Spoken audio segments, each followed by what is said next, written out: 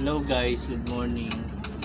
Gagawa tayo ngayon ng ganito, kulungan ng inahin.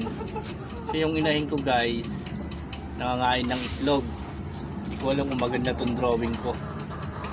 Pero dito yung inahin. Pag lang itlog siya, itong slide na to dito pupunta.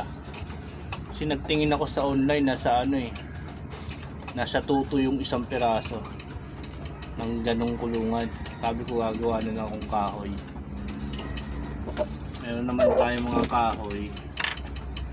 Nakahandaan na rin ito mga binigay ng mga tropa-tropa. Ayan o. Mga binigay lang to, ganito lang kalalaki.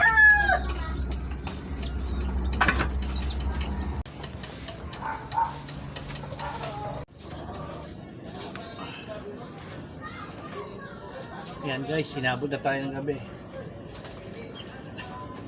Pero malapit-lapit na to, i-slide dito yung itlog, garangan pa to dito. Unti-untiin lang natin. Hello guys, magandang tanghali. Ngayon pangalawang araw, alas 12 na ng tanghali. Isang araw din mahigit kasi mahirap.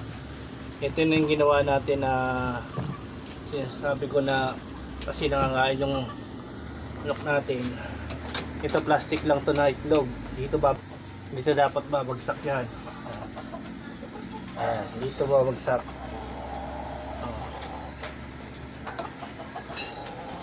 Ayan. Pag nakasara to, hindi na to abot ng inahin niya. Narahan ko pa yan dito. Pati sa kabila. Dito ang bagsak. Dito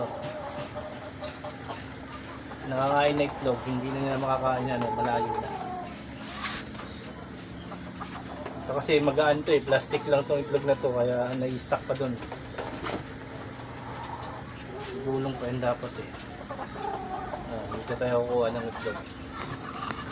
Ayan guys, pangalawang araw bago natapos. Meron tayong kulungan sa mga pagparami tayo ng ng mga laga natin.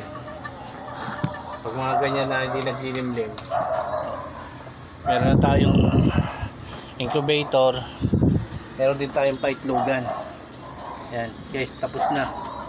Agad din ito, plastic to. So guys, doon natin lalagay sa dulo pala ito. So guys, bye bye.